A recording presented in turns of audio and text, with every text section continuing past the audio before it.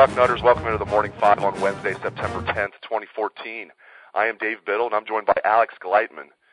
Alex, a big question on a lot of Buckeye fans' minds right now seems to be whether Urban Meyer is the same coach who kicked the Buckeyes' rear end in the 2006 National Championship game. From being around him a little bit at press conferences, I don't get the feeling he's lost any of his fire. What are your thoughts? Yeah, I would agree with you, Dave. I don't think he's lost his fire. I think people are overreacting a little bit. It's one loss. I mean, yeah, it was a big one. People didn't expect to lose this game, but you have to remember this is a young and inexperienced team, and the game against Navy, it wasn't really a great test because of how unique the service academies play football. So, I think people have to judge this staff and Urban Meyer based on how they get up after being knocked down. I think you could really judge how good a coach is by how well they notice what their inefficiencies were from that Virginia Tech game and what they can do better. That being said, at Florida, I think he had a much better staff than he does at Ohio State, and that's not bashing the Ohio State staff that he has now. I think they're great coaches. I think some of them definitely have developments. Everyone could always get better, but he had guys like Charlie Strong, who's now the head coach at Texas, and Dan Mullen, who's the head coach at Mississippi State, Steve Adazio, who's the head coach at Boston College. So, and I'm sure there's a few others that have moved on and up. So, those are just three head coaches right there that were on that Florida staff. So just an outstanding staff he had down at Florida that absolutely helped Urban Meyer, but I think he's the same coach. Yeah, I think people have the wrong impression of Urban Meyer. He was this. Now he is. I don't want to make it seem like he's not a cutthroat guy and he's not intense. He absolutely is. But the idea that he was never going to lose a football game at Ohio State, I think people thought, oh, this guy that kicked our butt in the 2006 National Championship game, he's that coach every game. People forget, Alex, the next year at Florida, 2007, Florida lost 4 games. They went 9-4 the next year, including a loss to Michigan in the bowl game, in the Capital One Bowl, Lloyd Carr's final game. And that was still Urban Meyer at Florida. Tim Tebow winning the Heisman, and they lost 4 games that year. So and then they won the national championship the next year. Then they won the national championship the next year, exactly. So, yeah, Urban Meyer's not perfect. I think he's the same guy, but he's still a hell of a coach, and Ohio State's very fortunate to have him. Delving in deeper, does he need to get more involved? He's not perfect. Does he need to get more involved with the play calling offensively? I think he does. I think Tom Herman is not adjusting well enough. I like Tom Herman a lot. I think he game plans well, but I don't think he adjusts well in games.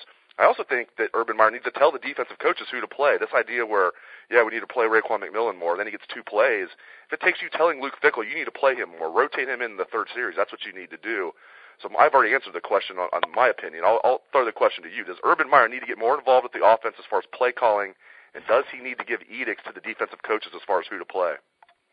Yeah, I think it's tough on offense. We don't know exactly what goes on during the game. Is Urban, we do know that at times Urban Meyer has overrode Tom Herman before. He admitted so in the Michigan State game when he said he called that play on that infamous now 4th and 2 where Ohio State got stopped. So we know he's done it. I think they talk about the game plan. Urban's obviously more involved on offense versus defense in terms of game planning, and I think him and Herman are in constant communication during the game. I think last week, we just don't know what happened.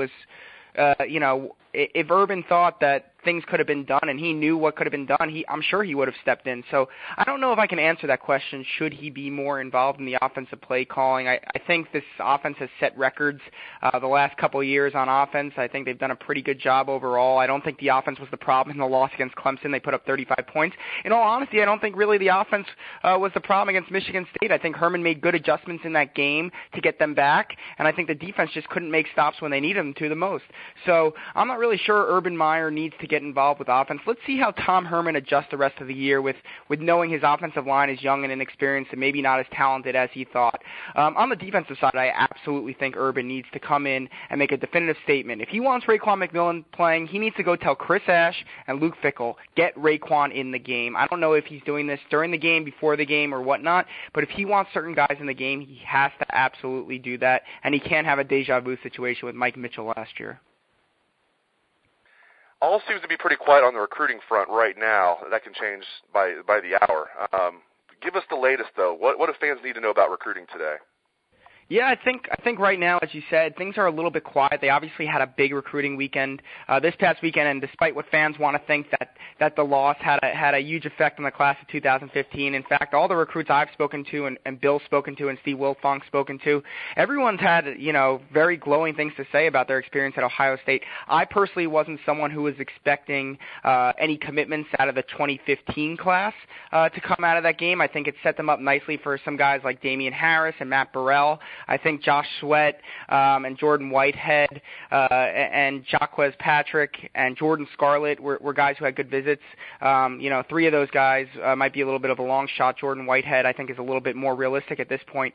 But Ohio State right now is just, continuing to look at 2016 prospects, scouting them on the field, trying to finish their 2015 class strong, bringing some guys in on official visits in a couple weeks for the night game against Cincinnati.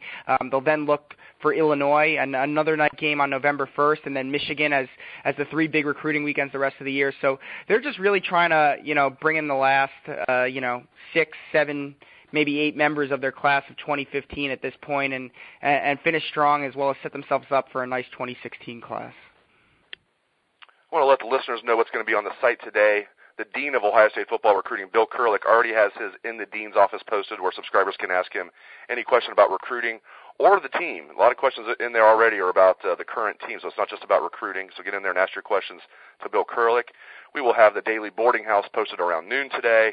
And tonight after practice, Wednesday evening is always a big night during the season because we get Urban Meyer after practice each Wednesday. That'll be around 6:15. Practice ends maybe 6:30. We also get a handful of players. Ohio State has not released which players we're going to get tonight. But on the site tonight, look for a story plus video on what Urban Meyer has to say. And also look for stories, bullets, and videos on what the players have to say. We'll be posting content until about 11 p.m. Eastern, so look for wall-to-wall team coverage tonight on the site. If you're not a subscriber, try our 30-day free trial. A great time to try our 30-day free trial. Make sure Bucknuts is giving you everything you want in an Ohio State site, so try our 30-day free trial. Thank you very much to Alex Gleitman. Thank you very much to all the listeners out there. Take it away, best damn band in the land.